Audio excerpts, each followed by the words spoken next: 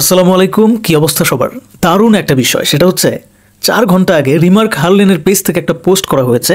তারা লিখেছে বিপিএল এর 11তম আসরে ঢাকা টিমের জন্য আসছে এক বিশাল চমক, কিন্তু টিমের নাম কি হবে?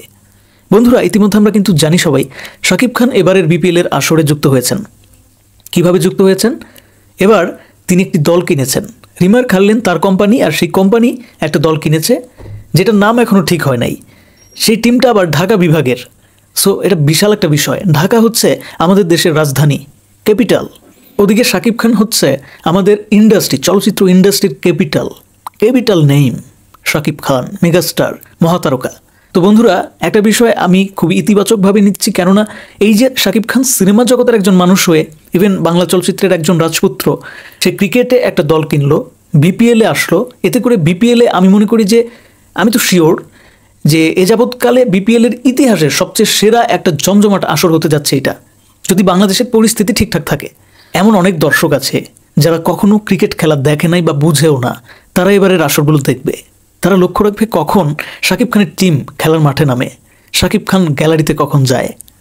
এই অপেক্ষা, এই আগ্রহ নিয়ে টিভি সেটের সামনে গিয়ে বসবে। অনেকে তো এরকম আছে যে শুধুমাত্র শাকিব খানকে দেখার জন্য ঢাকার ম্যাচ যেদিন হবে সেদিন স্টেডিয়াম পর্যন্ত চলে যাবে, আমি ড্যাম শিওর।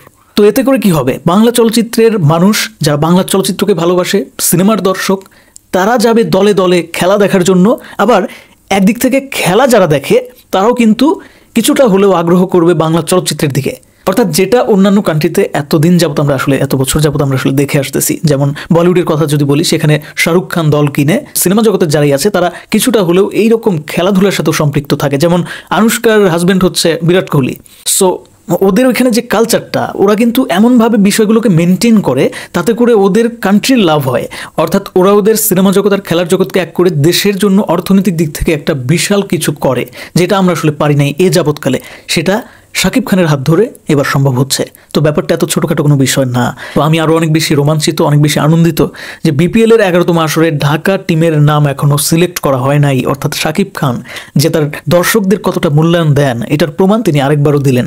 কেননা এটা তার টিম, এখানে কিছুটা হলেও তার কথা তো অবশ্যই আছে, তার একটা আইডিয়া তো এখানে অবশ্যই আছে।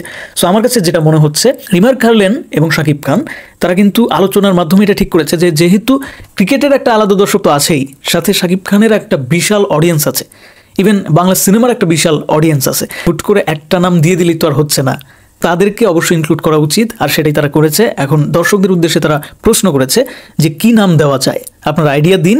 যাদের নামটা খুব ভালো লাগবে তারা কিন্তু আকর্ষণীয় পুরস্কার জেতার একটা সম্ভাবনা আছে। আমি অনেক ভেবেচিন্তে একটা নাম কমেন্টে দিয়েছি। আমি দিয়েছি টিমের নাম হতে পারে ডিএসকে, অর্থাৎ ডিতে ঢাকা, এসতে সুপার, কেতে কিং, ঢাকা সুপার কিং। বন্ধুরা, এক্ষেত্রে আমি কিন্তু আরেকটা ব্যাপার মাথায় রেখেছি। সেটা কি? ডিতে ঢালিউড, এসতে শাকিব খান, কেতে কিং, ঢালিউড কিং শাকিব খান। আমার দেয়া এই নামটা তোমাদের কাছে কেমন লাগলো? ডিএসকে, ঢাকা সুপার কিং, অবশ্যই কমেন্টে জানাও।